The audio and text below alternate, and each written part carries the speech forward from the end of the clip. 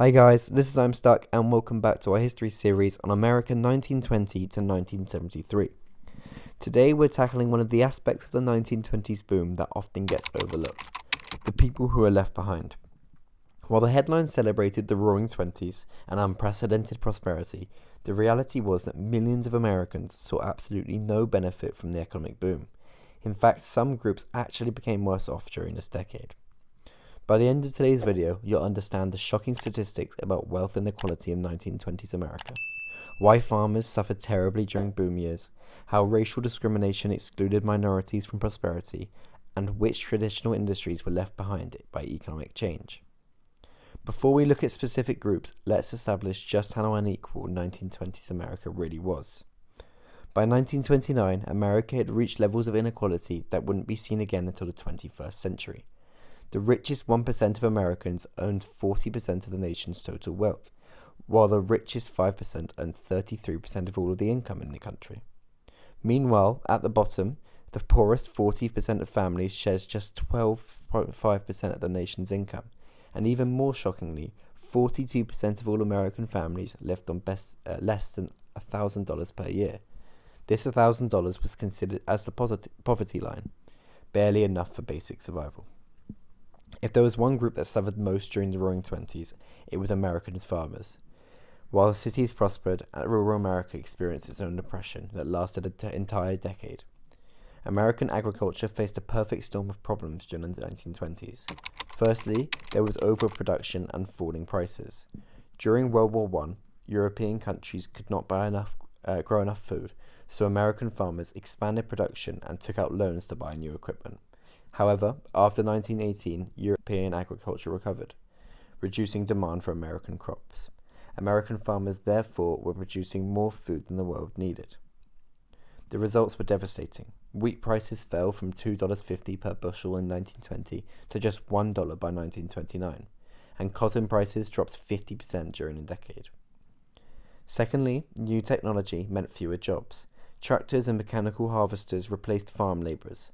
One farmer could now do the work of several, and millions of agricultural workers lost their jobs, and small farms could not compete with mechanized operations. And thirdly, international competition increased.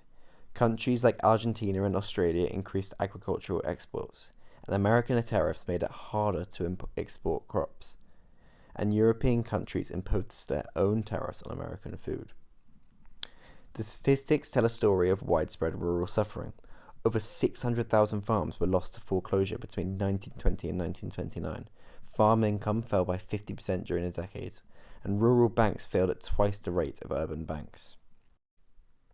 Let's now have a look at the African American experience.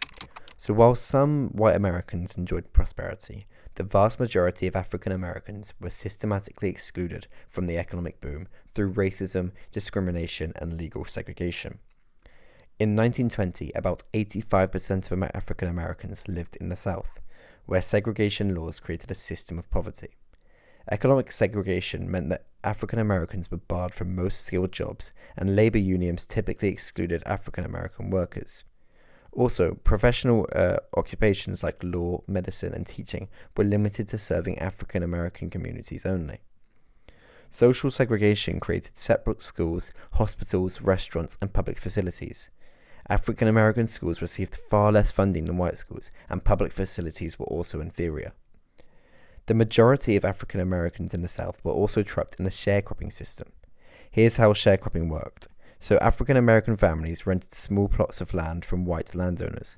They paid rent with a share of their crop, typically about 50%, and landowners also ran the local stores where sharecroppers bought their supplies.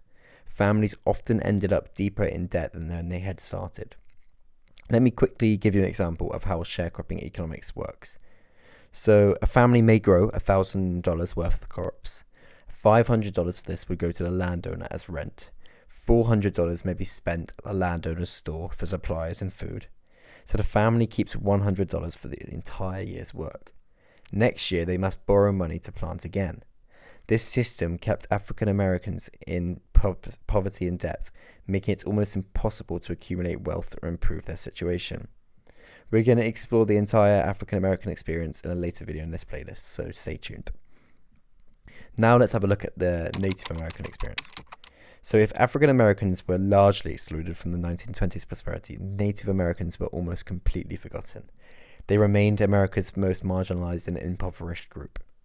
By 1920, most Native Americans lived on government reservations that were typically located on the least desirable land. Economic conditions were dire. Unemployment rates exceeded 80% on most reservations.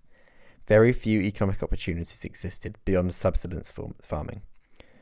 Government restrictions limited Native Americans' ability to develop reservation resources, and traditional hunting and fishing were often prohibited or severely limited. Living conditions were equally harsh. Life expectancy was about 20 years below the national average.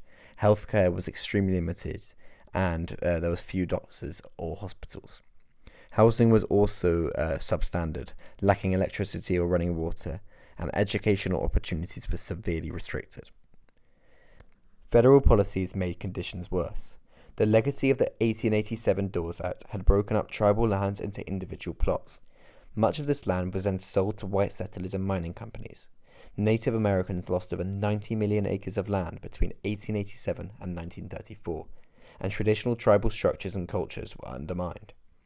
Now let's have a look at some declining industries during the 1920s.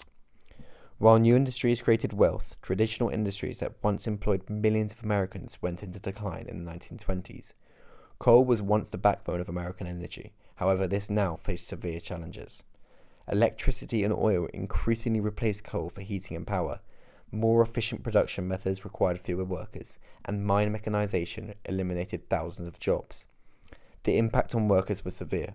Coal employment fell from 640,000 to 500,000 between 1920 and 1929, and wages were cut repeatedly as companies struggled to remain profitable. Mine closures devastated entire communities in Pennsylvania, West Virginia, and Kentucky, and alternative employment was scarce in the coal-dependent regions. Entire towns built around single mines became ghost towns overnight. Miners' families lost their homes and companies closed. Black lung disease also left many former miners unable to work, and children left school to help support their families. Let's now have a look at the textile industry. So the textile industry went dramatic change and geographical shift that created winners and losers. New synthetic fabrics like nylon pushed down the demand for cotton and wool, and workers in those industries saw their wages fall and their jobs disappear. Northern textile mills closed as companies moved south, and skilled textile workers lost their jobs permanently. So why did these companies move south? So lower wages was the reason. Southern workers earned half the northern wages, and weaker labour unions made it easier to control workers. So now let's have a look at the railroad industry. So railroads had originally dominated American transportation. However, new competition came around, so automobiles and trucks captured increasing market share. Government regulation also limited railroads' ability to compete.